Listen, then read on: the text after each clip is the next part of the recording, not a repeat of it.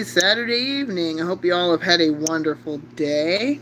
I'm going to be reading a little bit out of the AA book. Oh, yeah. Hi.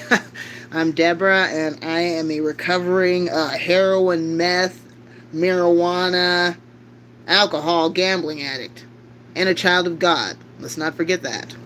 Been clean and sober for 5 years, 9 months. Okay, I'm going to be starting on page 32. I've read so much of this book, I'm not sure which pages. Oh, wait, no. Sorry about that. I meant I am starting on page 40. Let's see. When we were using, reality became so painful that oblivion was preferable. We tried to keep other people from knowing about our pain. We isolated ourselves and lived in prisons that we built with loneliness.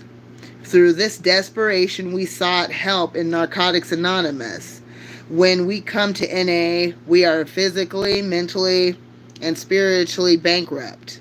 We have hurt so long that we are willing to go to any length to stay clean. Our only hope is to live by the example of those who have faced our dilemma and have found a way out. Regardless of who we are, where we came from, or what we have done, we are accepted in NA. Our addiction gives us a common ground for understanding one another. As a result of attending a few meetings, we began to feel like we finally belong somewhere. It is in these meetings that we are introduced to the 12 steps of Narcotics Anonymous. Let's see. I already lost my spot. Let's see. See, Narcotics Anonymous. Okay, there we go. We learn to work the steps in the order that they are written and to use them on a daily basis. The steps are our solution. They are our survival kit. They are our defense against addiction, which is a deadly disease. Our steps are the principles that make our recovery possible. Once again, I'm Deborah, and I am a recovering addict, an alcoholic, and compulsive gambler. Let me think. How do I say this, and what am I trying to say? Okay, so when I got off the street, and had my daughter, I was living with this lady over in Spanaway, Washington, and she was always going to AA. And, because I lived with her, evidently she was running a program, which she wasn't. The only program that she was running out of that house she was squatting in, was the one in her mind. She was very delusional. But, according to her, I'm supposed to be working this program with her. So I remember, going to AA with her and just sitting there and, listening to all these people tell their stories. And I remember just being bored and wondering, what am I doing here? And literally, it didn't really have anything to do with her. Me at that point in my life, I wasn't ready to get clean and sober, or at least not ready to get clean and sober and stay clean and sober. So for me, going to AA, that was, whatever they were saying, that was just going in one ear and out the other. I mean, there was times when I literally went there high on meth, and this lady I'm living with, she's in her own world, so she wasn't even paying attention to what I was doing. The only thing that concerned her was that I was giving her money every month to live in the house, that she was living in. I was renting a room from her. But, she'd wanted me to go to church with her and go to AA meetings with her. And, yeah, I was, but my heart wasn't in it. And it's just one of those things. It's something that you have to do because you want to do it, because you want to better your life, because you want to get clean and sober, and you want to stay clean and sober.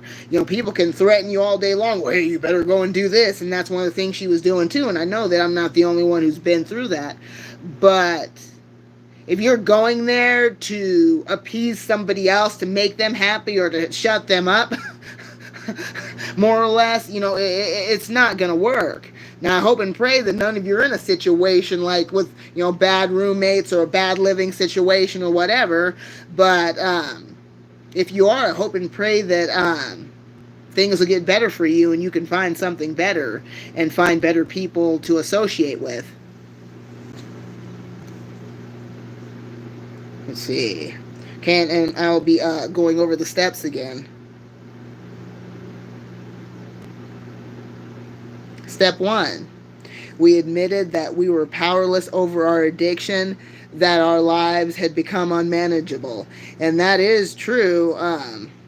For a while there, I was thinking, oh, I can handle it. All I need is to have, a little bit here and there, and I can control it. Yeah, that may work like, once or twice, but yeah, it's really not realistic. What is that saying about one is too many and 1,000 is never enough? That's 100% accurate. Let's see. It doesn't matter what or how much we used. In Narcotics Anonymous, staying clean has to come first. We realize that we cannot use drugs and live. When we admit our powerlessness and our inability to manage our own lives, we open the door to recovery. No one could convince us that we were addicts. It is an admission that we have to make for ourselves. When some of us have doubts, we ask ourselves this question: can I control my use of any form of mind or mood altering chemicals? And for me and a lot of people, the answer is no, you can't, at all. Yeah, I never could. Like I said, it would start out small, and the next thing I know, it's like, oh, I gotta have it. I just, I don't care about anything else. I just gotta get high. And yeah, that's really, really, really bad. Let's see. Most addicts will see that control is impossible the moment it is suggested. Yeah. Whatever the outcome, we find that we cannot control our using for any length of time.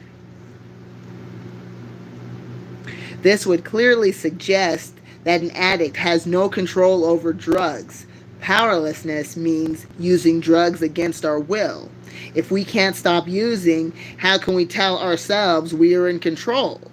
The inability to stop using, even with the greatest willpower and the most sincere desire, is what we mean when we say we have absolutely no choice. However, we do have a choice after we stop trying to justify our using. We didn't stumble into this fellowship brimming with love, honesty, open-mindedness, or willingness. We reached a point where we could no longer continue using because of physical, mental, and spiritual pain. When we were beaten, we became willing. Our inability to control our usage of drugs is a symptom of the disease of addiction. We are powerless not only over drugs, but over our addiction as well.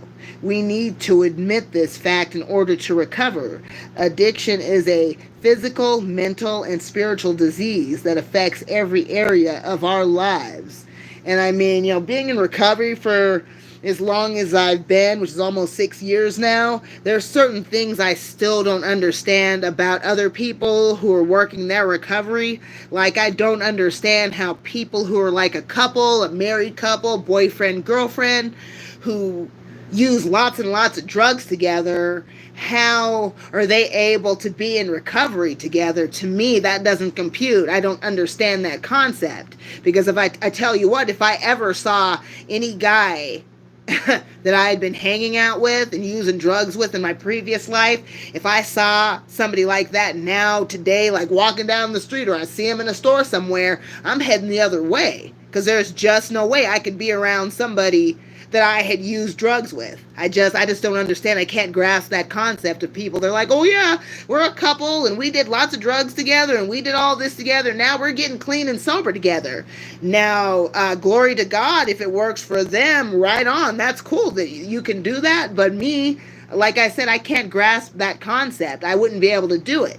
Because the only thing that would be in my head is all the euphoric recall, where I'm thinking about, oh, it was so fun, we had such a good time, and not even seeing the downside at all, none of the negative things that were a result of engaging in that behavior. And that's why I couldn't be around somebody like that, if that makes any sense. Let's see. The physical aspect of our disease is the compulsive use of drugs, the inability to stop using once we have started. The mental aspect of our disease is the obsession or overpowering desire to use even when we are destroying our lives. The spiritual part of our disease is our total self-centeredness. We felt that we could stop whenever we wanted to, despite all evidence to the contrary. Ain't that the truth? Denial, substitution, rationalization, justification, distrust of others, guilt, embarrassment, dereliction, degradation, isolation, and loss of control are all results of our disease. Our disease is progressive, incurable, and fatal. Most of us are relieved to find out we have a disease instead of a moral deficiency. We are not responsible for our disease, but we are responsible for our recovery. And that's true too when it comes to addiction, whether it's drugs or alcohol. There's only two ways it can go. Either you'll get clean and sober and stay that way, or you're going to keep relapsing and ultimately you're going to die. And that's just how it is. I've already seen way too many people pass away, like within the last, it's 2025. So within like the last 5 years, people that I've known, they've just been dropping like flies. I mean, I've never seen anything like this in my entire life. Yeah, it's very upsetting. It's very disheartening. It's heartbreaking. And the worst part is there is nothing that you can do for them. There's nothing you can say to them that's going to make them change. There's nothing you can do.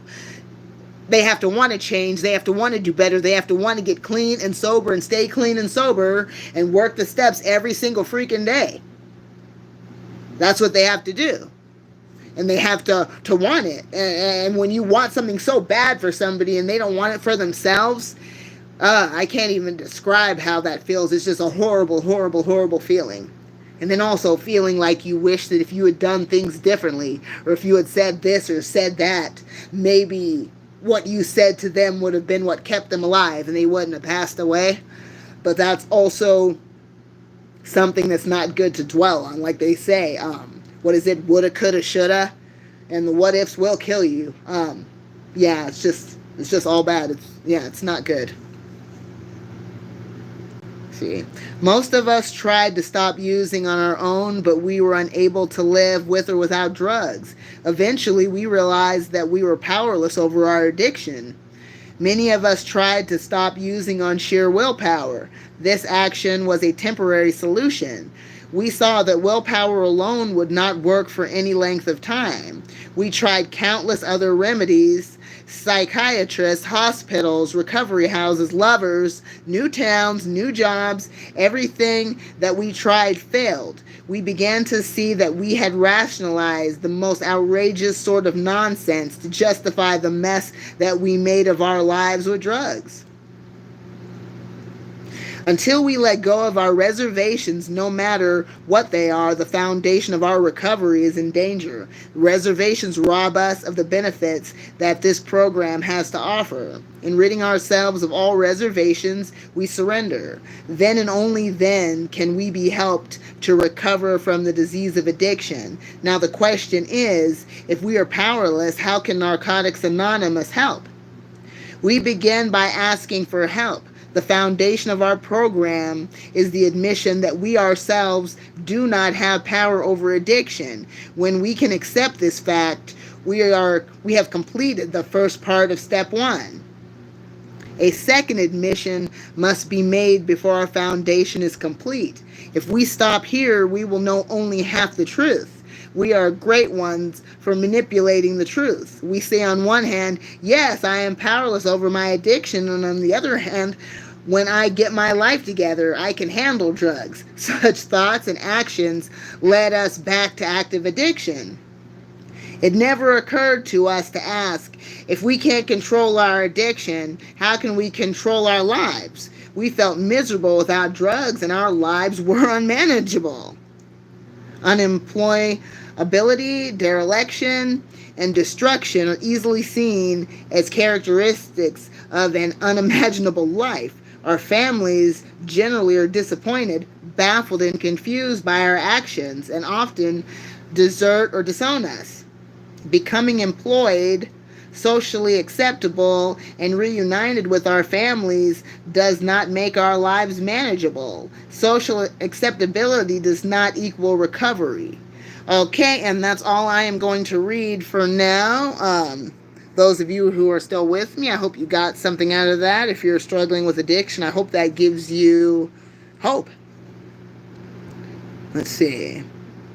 Yeah, and it's crazy too. I remember when I was on the streets, and I had this boyfriend at the time who said, "Oh yeah, we should have a baby together because if you end up pregnant and we have this kid, we'll have to get our lives together." So what he did is dumped me after he was talking all this nonsense. Dumped me for a woman who already had 2 grown kids and couldn't have any more kids.